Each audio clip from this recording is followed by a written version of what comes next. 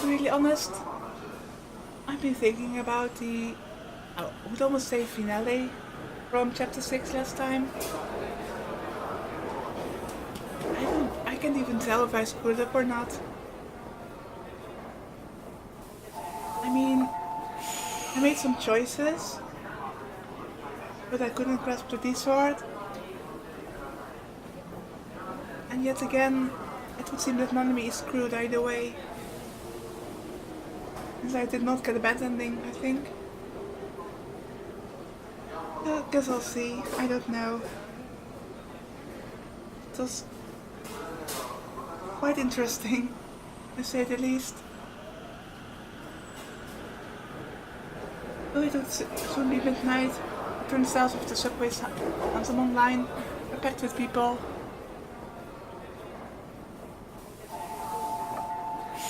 The earthquake had led to enormous disruptions in the schedules of all the forms of public transportation, and everyone passing through the turnstiles with war looks of unconcealed irritation. Watching them from the corner of his eye, Onyasuchi checked the monitor in the station's attendant's office. There had been a report from the attendant yesterday morning. When they first heard word that a high school girl was menacing someone with a colossal bladed object, the jurisdictional officers came running. By the time they arrived, however, neither the high school girl nor the man she had allegedly assaulted were anywhere to be seen. Upon hearing of the cause of the happenings today, An got himself interested in the male victim's description. It nagged at him how several similar incidents had also occurred, which was why he had come here of his own accord at a time like this. It would seem that the altercation had been filmed in all obvious detail by the security cameras. When he requested that the station attendant let him see the tape, the response was a pleasant yes, but it also came along with a warning. It was a tad creepy. For the time being, he made the tape playback on the monitor. The picture was full of noise. It was probably due to the earthquake. He figured it had something to do with all that talk about how data on computers' hard disks had disappeared here and there, which was allegedly due to the magnetite in the ground around Shibuya, which suspiciously did not happen in the years ago when also a magnitude 5 earthquake happened. So we still don't know what's exactly going on with that, but I still think that the whole earthquake is some kind of cover-up.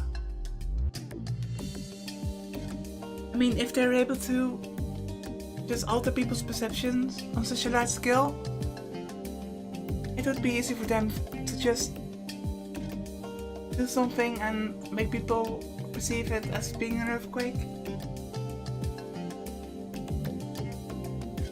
Determining who had been caught on tape would be a trial, given that this was barely at the level where he could see what was going on. A lone man appeared in the center of the picture. He stood still in the background, near the wall along the right side of the screen. Located a short ways away from the turnstiles, it was a place one wouldn't set foot in on the way towards or change trains. And in fact, all the passengers only cut across the very front of the screen.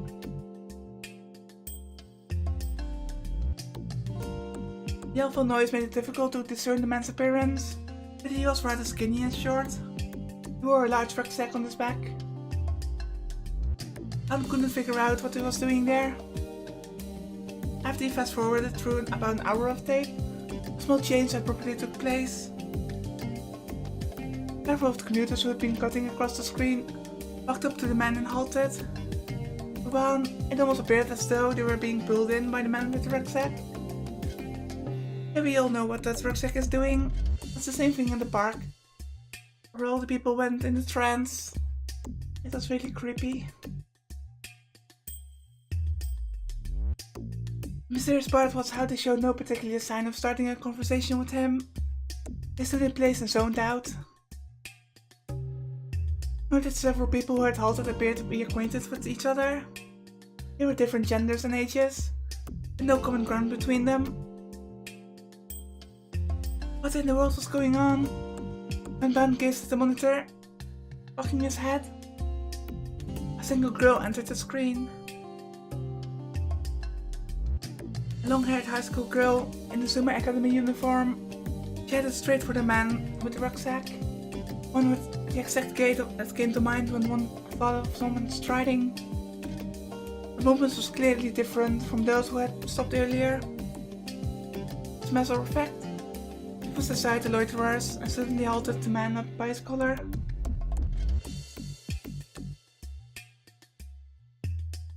I mean, she was clearly walking to the man with purpose. Sometime, the two of them quarreled, or rather, it appeared more as if the girl was one-sidedly threatening him. Acting as though this had recalled them to themselves, the people who had stopped earlier set off on their respective ways. Last, the girl flung the man aside, retreating one step away from a man who had fallen on his bottom. She struck an odd pose. She leaned forward, lowering the center of gravity, and placed both hands together, close to the side of her hip. Now she is swinging the D-sword towards the man. But I guess it's really true that only the people with the power can see it. She appeared to be carrying something, but her hands were empty. The report had stated that she was swinging around a large bladed weapon. But where could she possibly be hiding such a thing? The answer soon became evident.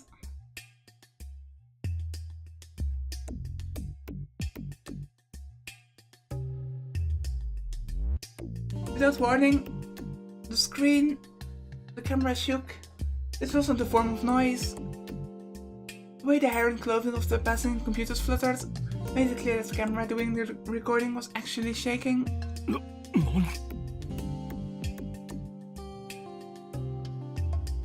Tom's eyes ate into the screen. Before he knew it, the girl had come to be holding a gigantic sword. One longer than she was tall. Still, who knew where she had drawn it from?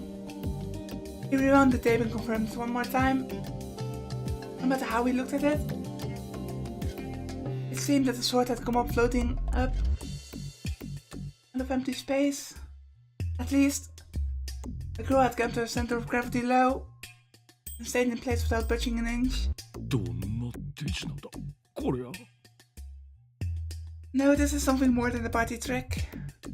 The people captured in the monitor saw the sword the girl had materialized and burst into commotion, but she took no heed of others' eyes.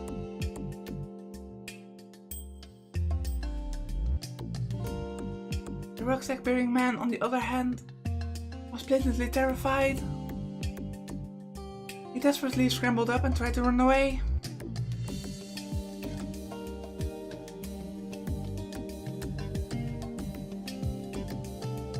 So, I'd like to pause for a bit and just think and propose my theory. Since I just made some connections in my head.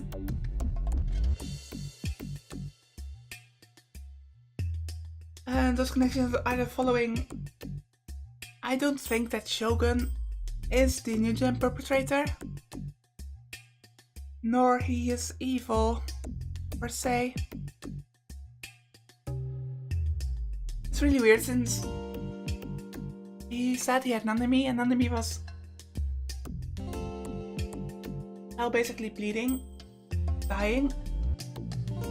But since people behind this also can just project delusions into someone's brain,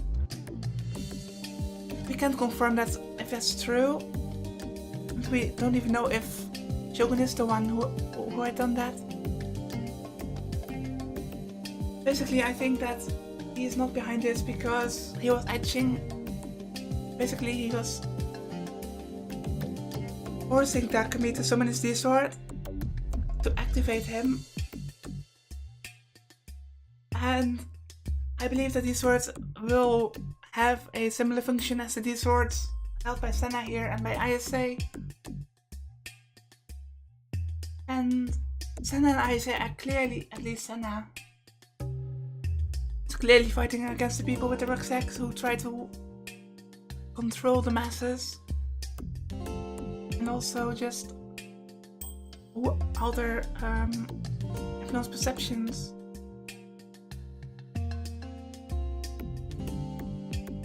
So it's strange.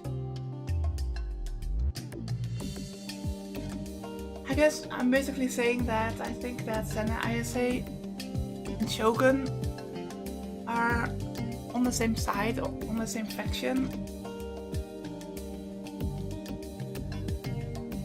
Let me get something to drink.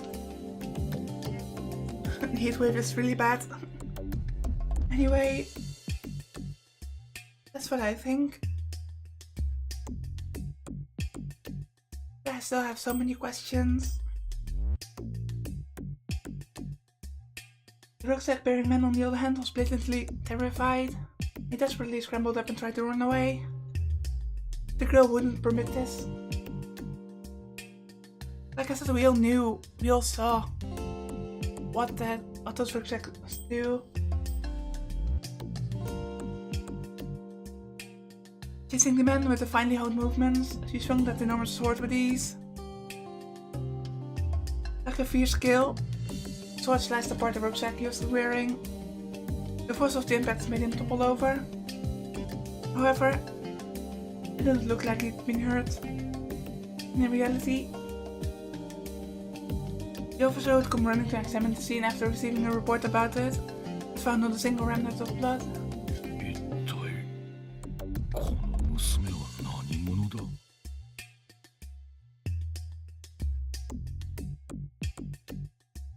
As if she'd heard his mother, though it was a recorded tape, though she couldn't have, the girl suddenly turned towards the camera. The screen was slightly jumbled. Oh. The girl's form disappeared instantaneously. Almost as if she's never been there from the start. But the man's slashed rucksack remained behind as an undeniable mark of her presence.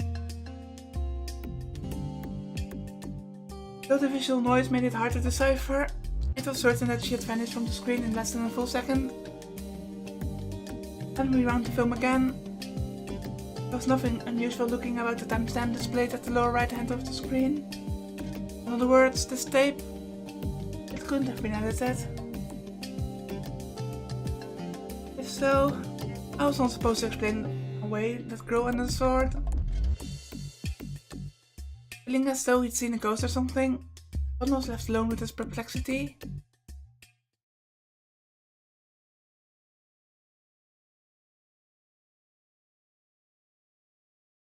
In the midst of a perfect whiteness, I lay down, felt soft, fluffy sensation of floating, but I didn't know whether or not I was levitating. I didn't have any sense or up or down, right or left. Silence was noisy in my ears. It was like hundreds of crickets were crying out in my head all at once. I wouldn't have experienced any doubts if someone told me this was the world that came after death.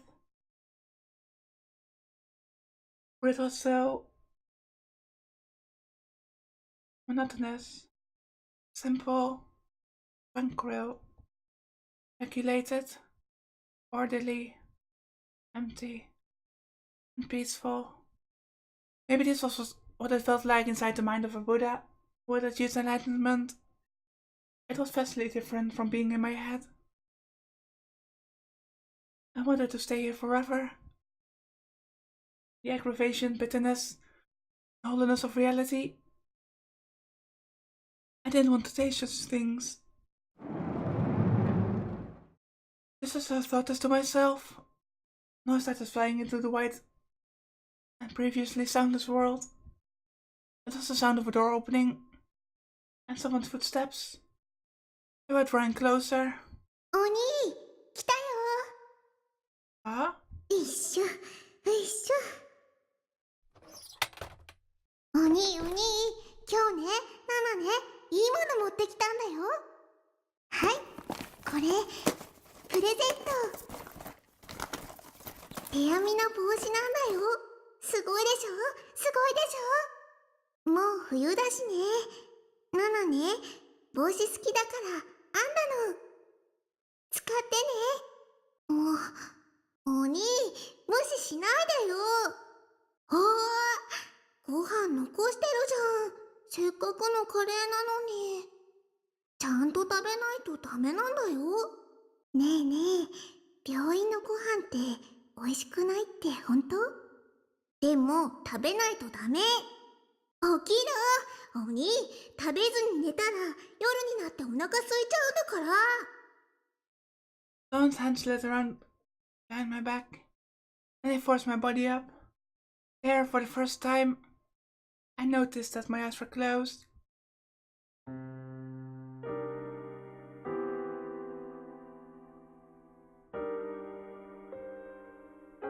Huh? The little girl was there when I opened my eyes. It was Nanami, my little sister. How is it possible? But she seemed awfully small. How long ago was this? At least, it must have been around when we were in elementary school. はい、あーして。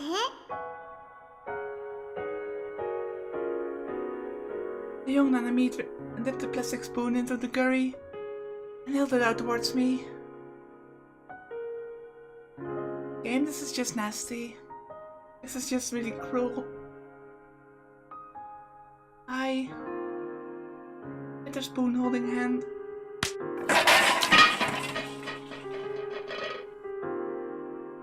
And went on to inexplicably fling away the tray the curry rested on, slamming it into the floor with my arm.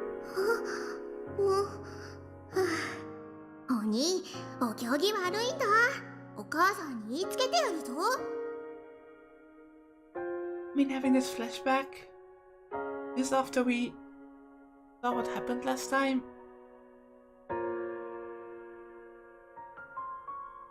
I mean, Nanami was clearly dying.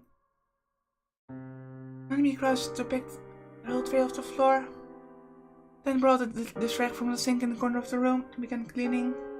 ほんと、世話が焼けるな。